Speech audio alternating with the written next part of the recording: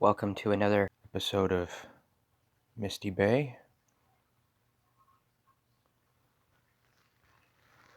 Today, just going to jump right back into it.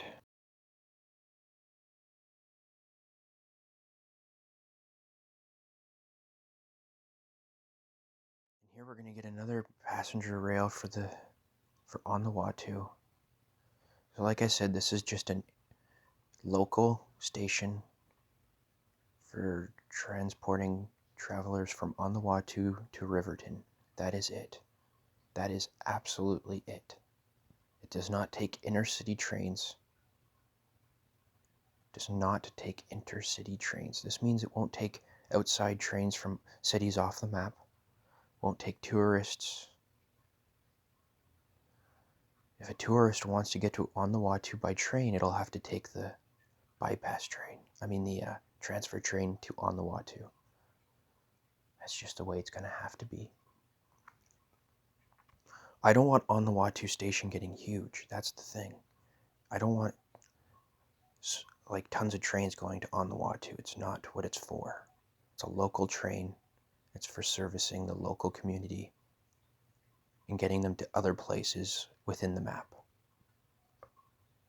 That is it. And again, it's going to cross over the cargo lines. And the cargo is going to have to yield to the passenger train coming through. And that's fine. There's not going to be that many passenger trains that it's going to be a problem. So here, you'll see what I mean about the rule I broke with the last cargo train we just placed. You always, when building a train a train station that's got two lines coming off of it, you have to build it from the first node. If you try to build it if you leave just a little section between the first node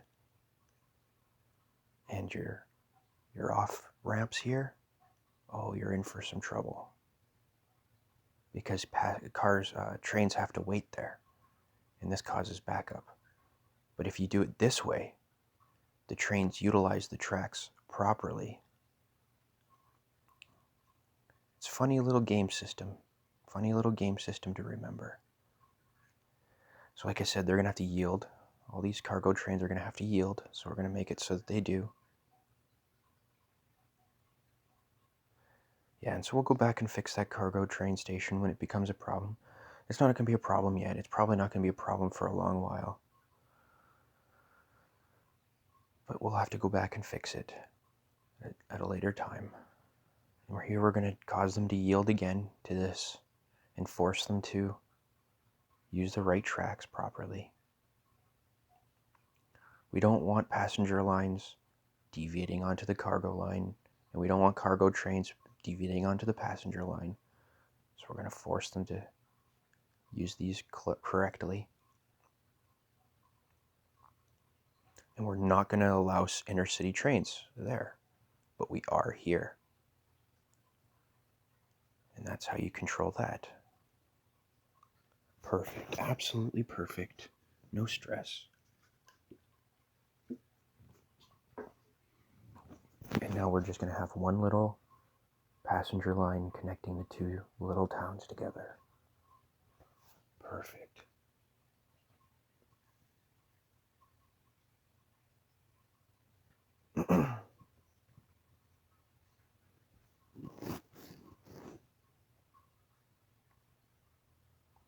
So Riverton's going to become almost a transfer station for a lot of different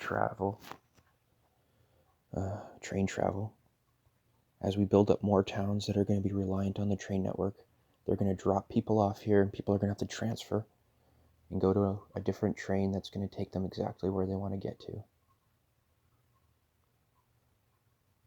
And this is where we might have to get a monorail system so that we can make point-to-point connections. But we'll see. We'll see.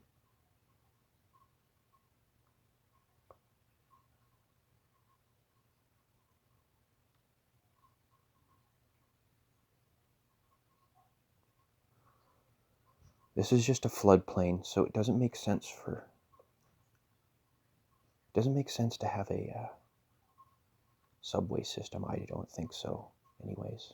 In this map, if we put a subway system, I find it'll get flooded, in my opinion, in the real world. And it doesn't necessarily get flooded here. It stays in operation even if the whole map is flooded. But it would. The whole underground train system would flood out and be unusable for months. So I just don't think it's realistic to put one in. So we're really going to stress not to use it. A subway system. These mountains are beautiful. What a mountain range. What a mountain range.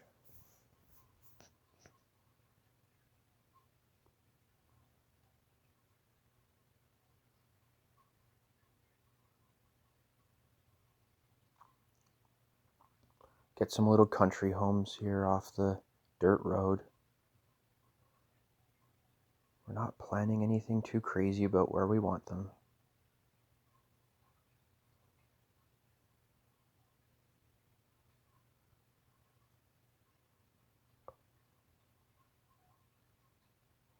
They just have to be close enough for the power to jump between them. This is on the Watu Township, and they've decided that they don't want a ton of subdivisions out here, and they want to leave a lot of this just forested area. They have, however, allowed just a few homes to develop here. And right here on the town line, they've decided, since Riverton's got all these subdivisions right here, they'll allow a few more homes to be tightly packed in here. But for the most part, they want to keep and preserve the wildlife around this coastline.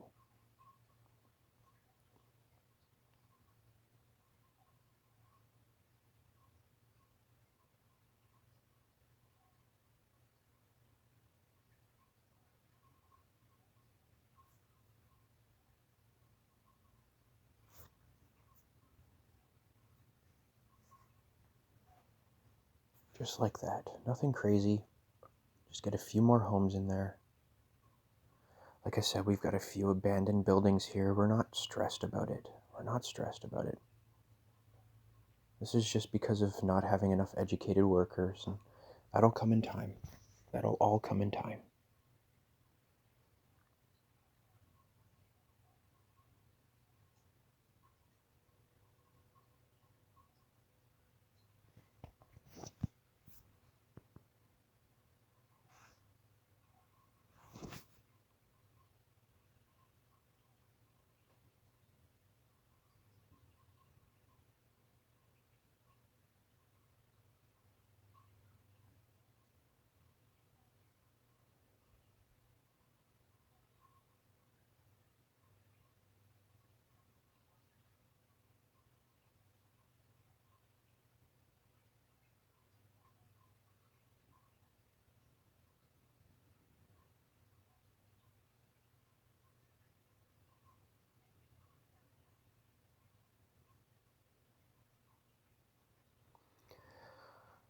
So I think we'll start to redevelop this industry here. This will give us industry demand, which means we'll be able to get farms going. And that's what I really want to get going. Get a bunch of farms going. So we can get the bakery going. And get into food production. That's how a lot of towns started out, was with flour and food production. So that's what we're going to simulate here.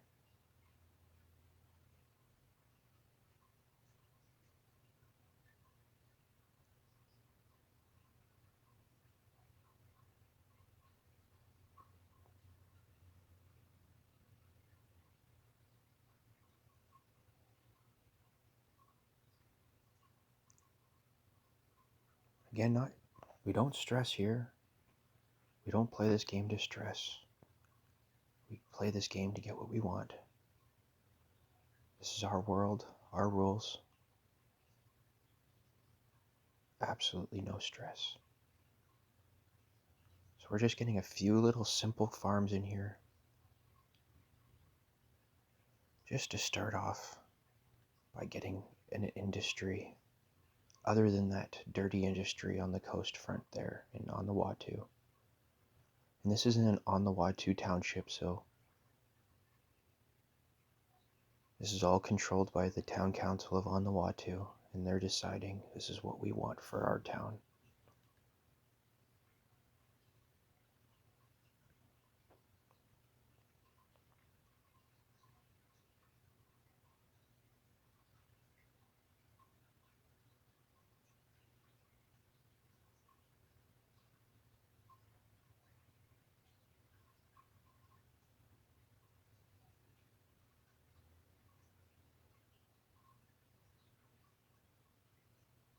Absolutely no stress. And some people, there's a lot of debate about building multiple industry zones.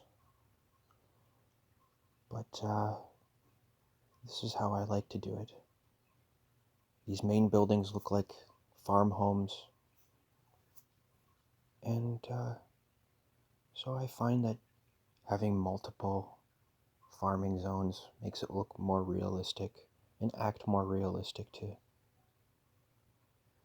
how it really works in the real world. And that's just me. This is just how I like to do things. There's no right way. Remember this, no right way.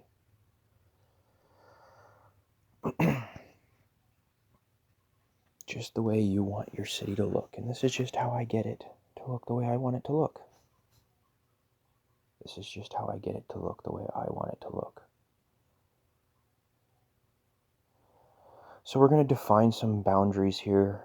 In our head, we already knew these boundaries, but now we're going to define them in the game, so we know forever, so we don't forget, so we don't get carried away ahead of ourselves.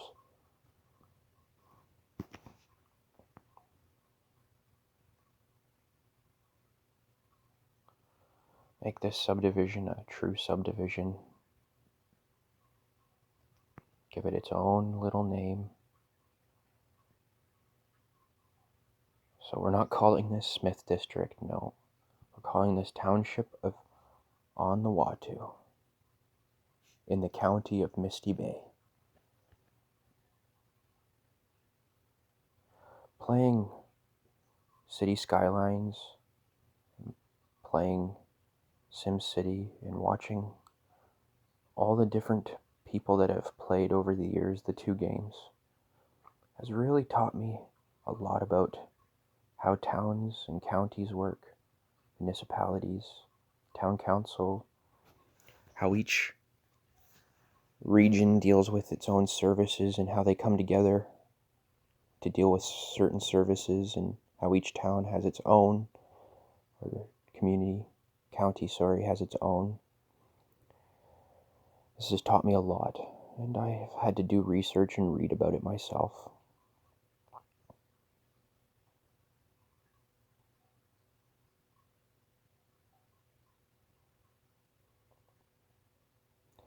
So here we're just defining the townships of each region, each town, each municipality. And I figure this map will have 4 or 5 towns. We'll see where it goes. Might have more, might have less. We'll just see where the game takes us. But right now we know we have two solid townships here. The town of On the Watu and the town of Riverton, with the town of Riverton obviously being the larger of the two so far.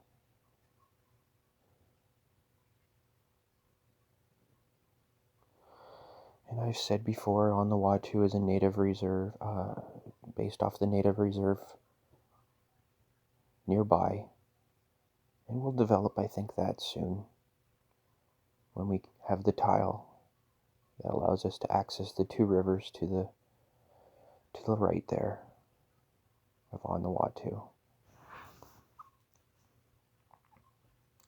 But all future things, we're not stressed right now.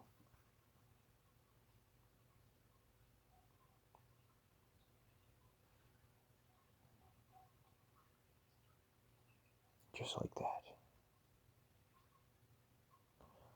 See how that town line divides the two grids, and now we've got two towns colliding into each other. Absolutely the way they happened in real life.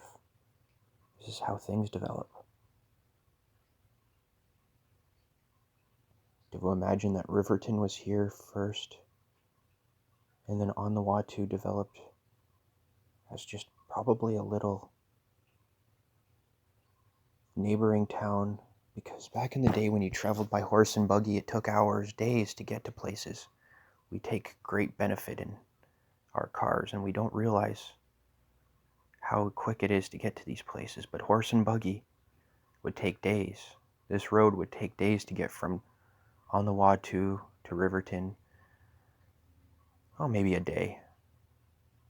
And so you'd stay the night on the Watu from wherever you were coming, and then in the morning you'd go to Riverton. And then on the way out of Riverton, you'd stay at On the Watu again. And sometimes this is how these little towns formed on the outskirts of cities and towns. People always wonder why they were just so close together. Well, that's how things happened. Horse and buggy. Horse before the car.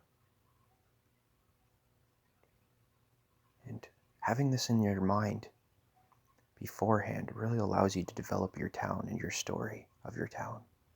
And having a story is very important. Very important. Some of the best cities and city builders you watch on YouTube have stories for their towns. And this is why their towns look realistic and have a realistic feel. Eventually, Riverton's going to go across the bay there, across the river there, bay. And that'll be cool. I'm deciding whether this is going to be the old town or if the old town started on the other side of the river. If this is the new town, then this will be where our newest looking buildings are. And if it's the old town, this is where our oldest buildings are going to look. We have that power to decide now, because Riverton will reach across this river and reach right up past this rail line. It's going to be quite a big town, city, whatever you want to call it. But I think we'll put the new buildings across the river and keep this the old town. Yeah, I think that's the sensible thing to do. Put all the new buildings across the river. Keep all the old building. Keep the old look down here. Yeah, I think that's what we're going to do.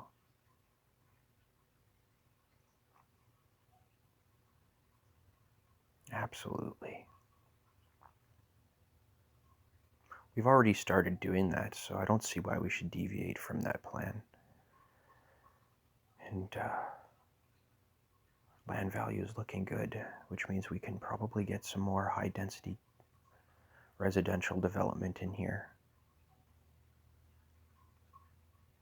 That'll fill up a lot of this demand we're just seeing now.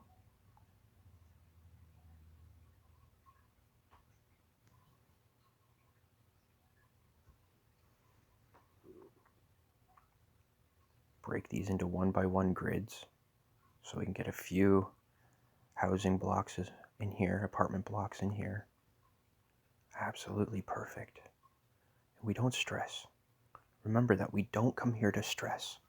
We come here to play a game, relax, and that's it. We don't come here to stress.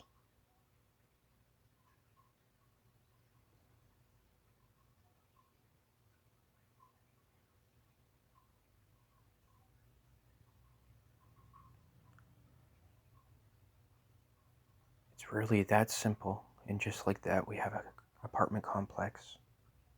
Just like that. It's not a huge one, it's not tall. We're just trying to fill some of the demand. We don't want to fill it too quick. But we do want more people in the city so we can expand our industry, expand the city, get us in the direction we're looking for. Get some more block homes in here. I really like the look of these. They give you that aesthetic of density.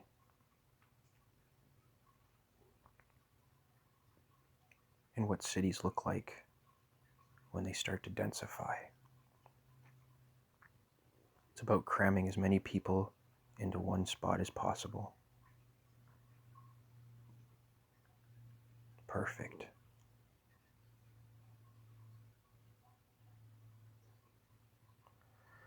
And we're just going to let land value, for the most part, decide where we'll densify. There'll be exceptions. But for the most part, we'll just let land value decide where we'll densify. The highest land value gets the highest density.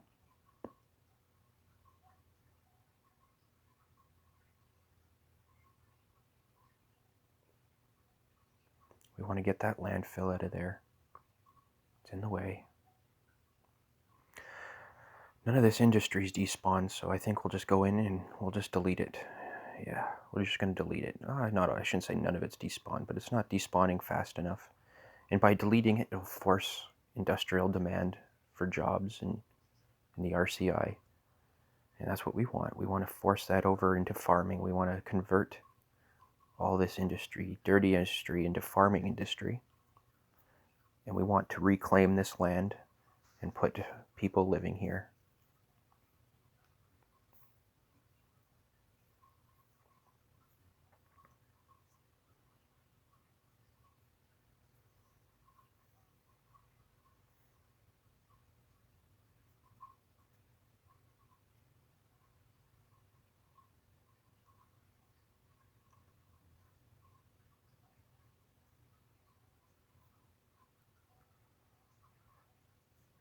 We want apartments in here, but nothing crazy.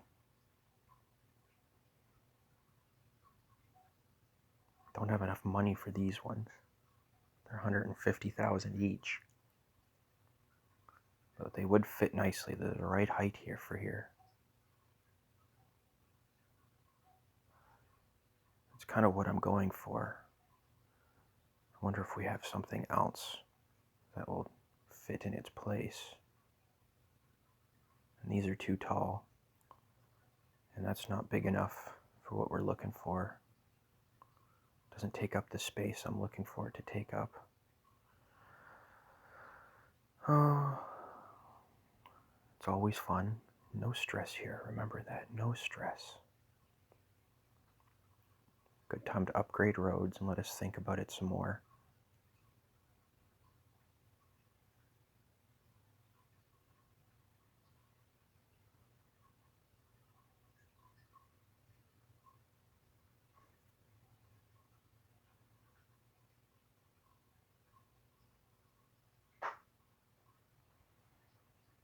Yeah, these aren't the pieces we want, and that's just too small. It's not going to get us the look we're looking for. I want these to look like they were industry buildings converted into apartments. So they can't be tall.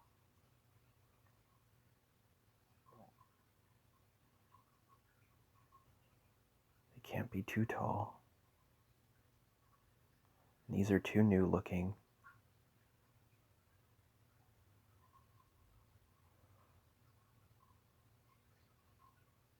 Yeah, it's just too new looking.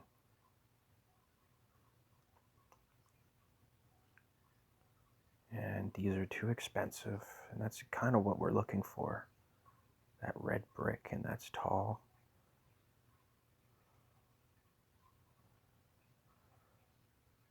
Yeah, it's close. They're close.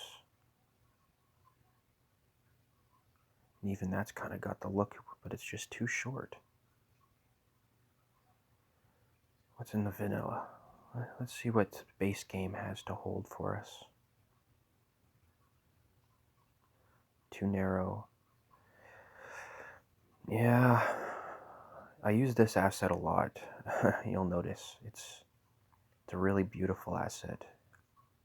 It's got exactly the look I like when it comes to mid-rise residential. And it fits really nicely in a lot of spots, and it gives you a look that it's older. And you can actually clip buildings into these to expand them if you need to add capacity to a building.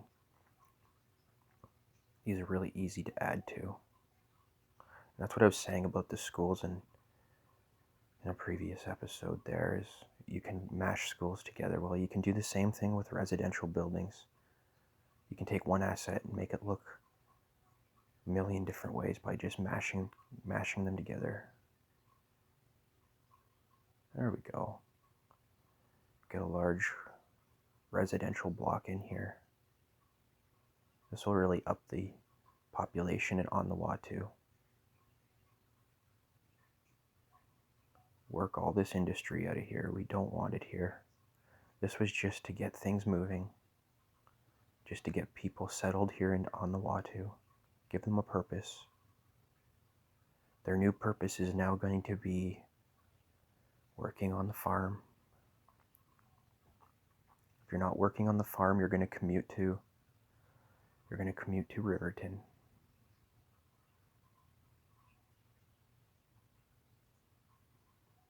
Perfect. Now we have money to get our next farmland in here.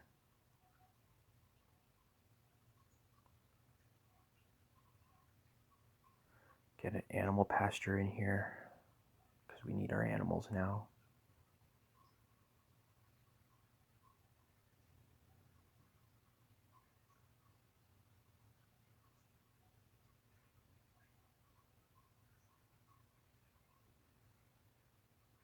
Keep this as dirt roads as much as we can. These are country roads. We want people to deprioritize these roads for commuting. They're here, and some people will use them, but we don't want it to be the main mode of transportation for people.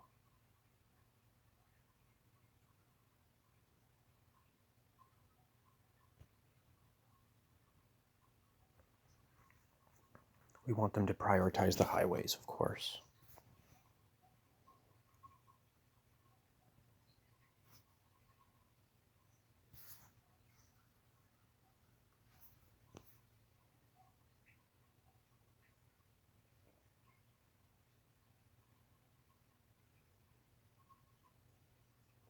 Get a few silos of grain in here for storage.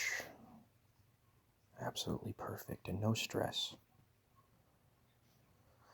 So we're going to get our food supply chain going.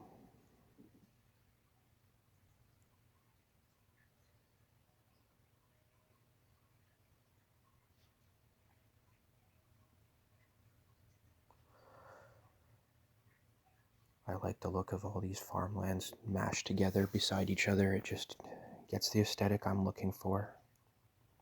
And just note, there's no right way. Again, I say this a lot, but it's very true. There's no right way. There's just the way you want to build your city and for it to look.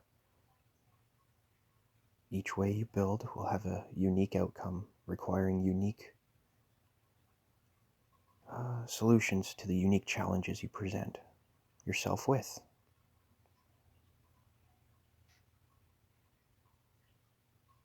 The key is figuring out your own style of building cities in order to get the look you're going for. There's no right way. Absolutely no right way. Just setting yourself a few rules. Just yourself a few rules to figure out how you want your city to look.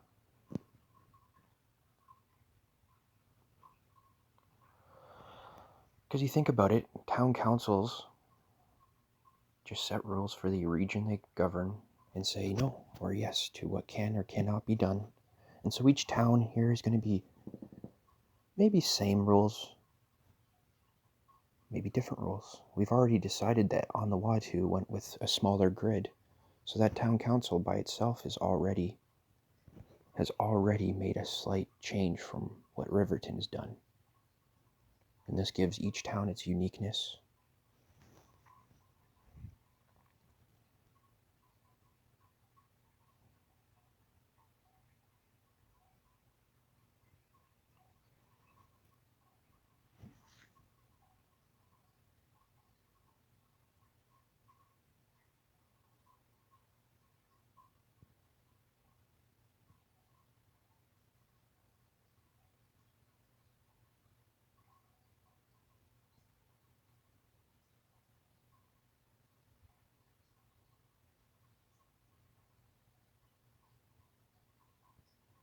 Yeah. I think we're gonna leave ourselves in a good spot here.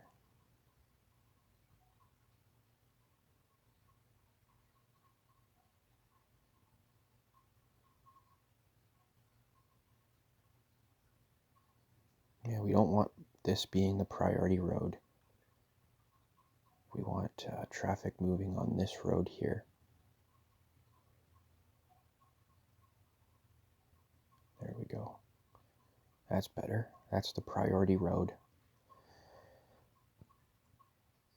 Keeping our hierarchy in mind. It's important to have good road hierarchy, knowing which roads are priority and which roads are not. If you understand this, traffic is not a problem.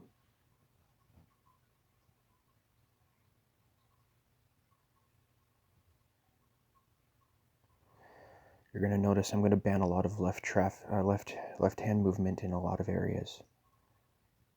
And you'll see this in some towns. This is just how I handle dealing with traffic.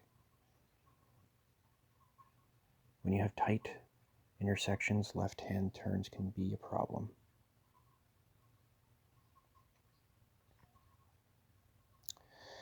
We have a lot of residential demand, so maybe we'll get a few block homes in here now.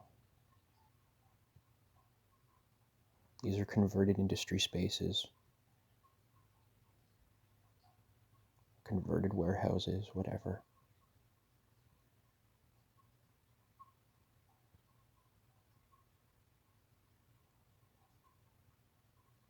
Yeah, this is the look we're going for.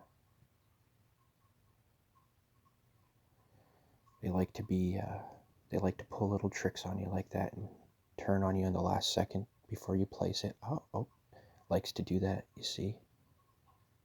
They like to cause trouble like that, but we don't let it bother us, because we don't come here to stress. We come here to play a game and relax.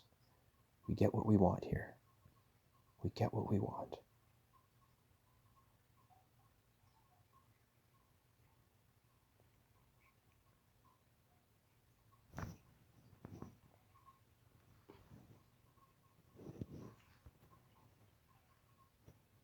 Getting a nice skyline.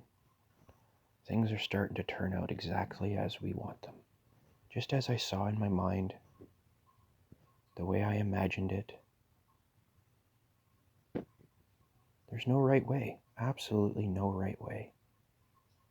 These are just little rules we make for ourselves so that things stay consistent. And when they're consistent, we can already know how to handle a situation.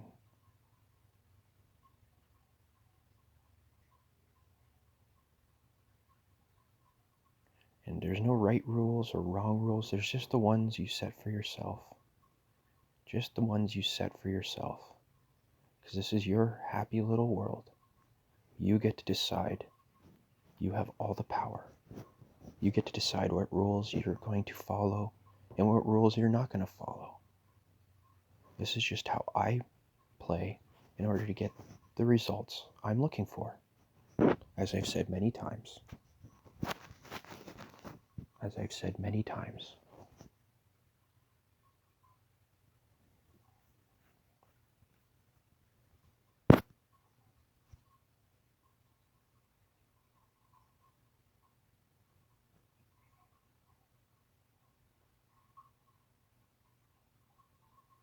The trains are all working the way I've intended. They cross over and they have to use that far line if you're a passenger. And I've done this because it's going to have the least amount of traffic and it's going to cross very seldomly. So cargo is really not going to be impacted by it at all. This will hold up for a long time. It won't be a long time. It'll be a long time, sorry, before we have to upgrade that and make it more high capacity. It's just understanding the uses that you're trying to do with each rail and setting it up for that. Gonna put a quick little fix in here for this train station to get it functioning a little better, just so it doesn't add too much traffic.